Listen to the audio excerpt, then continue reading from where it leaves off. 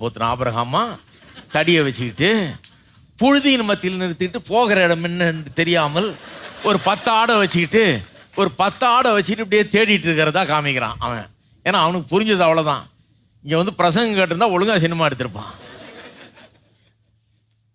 வேத வசனம் சொல்ற ஆபிரகாம் வேறங்க, சீமானா இருந்தான்.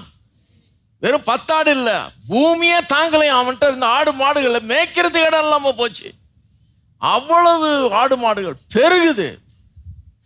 ஹலோ, பெரிய சீமானிவன். அப்படிப்பட்ட ஆபிரகாம சொல்லி இருக்குது.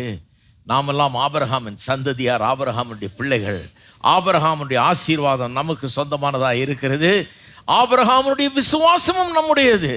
ஆபிரகாம் இருக்கிற அதே ஆட்டிடியூடு தான் எனக்கும் இருக்கணும், உங்களுக்கும் இருக்கணும். என்ன ஆட்டிடியூடு? எல்லாம் இருக்குது, ஆனா எதுக்கும் இருதயத்தில் இடம் கிடையாது. வீடு இருக்கா? இருக்கு. இருதயத்தில் வீட்டுக்கு இடம் கிடையாது. வீடு எனக்கு படுக்கிறதுக்குங்க, வீடு எனக்கு படிக்கிறதுக்கு, படுக்கிறதுக்கு, சுகமா வாழ்றதுக்கு வீடு. இருதயத்தில் அதுக்கு இடம் கிடையாது. கார் இருக்குது, ஆமா இருக்குது, அது போறதுக்கு வர்றதுக்கு. 4 வீல் இருக்குது, அழகா ஓடுது. ஹலோ, குதிரை வண்டியில போறதுக்கு இது எவ்வளோ பெட்டர். குதிரை வண்டியிலையும் போகலாம். இல்லை அப்படிதான் போவேன், ஏசு கார்லையா போனாருன்னார் ஒருத்தர். சரி போய்க்கோ குதிரை வண்டியில. கார் இருக்கா? இருக்கு. இங்க இருக்கிற சிலருக்கெல்லாம் 2-3 கார் இருக்குது. இவ்வளவு தேவையா? ஒருத்தர் சொல்றாரு பெரிய கார் கூடாது. ஏன், என்ன சைஸ்ன்னு பைபிள்ல எங்க போட்டிருக்கா? ஹலோ, முட்டாள்தனத்தை பேசக்கூடாது பாருங்க.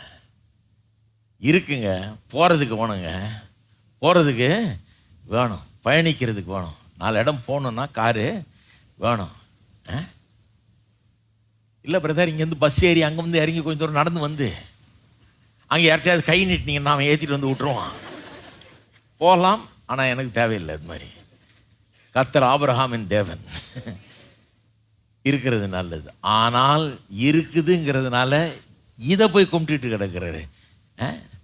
நகை நட்டு இருக்கு, ஆமா இருக்கு, ஆனால் அதை கும்பிடுறது கிடையாது. ஐயோ, அது கிடந்துட்டு போகுதுங்க, அது எதையும் மாட்டிக்கலாம், கொஞ்சம் பார்த்தா அழகா இருக்குது, காதில் கழுத்தில் மாட்டிக்கிறாங்க, சரி மாட்டிட்டு போ, அவ்வளோதானே ஒழிய இதை போய் டெய்லி கும்பிடுறோமா? நம்ம இதை டெய்லி வச்சு வணங்கிட்டா இருக்கிறோம்? கிடையாது.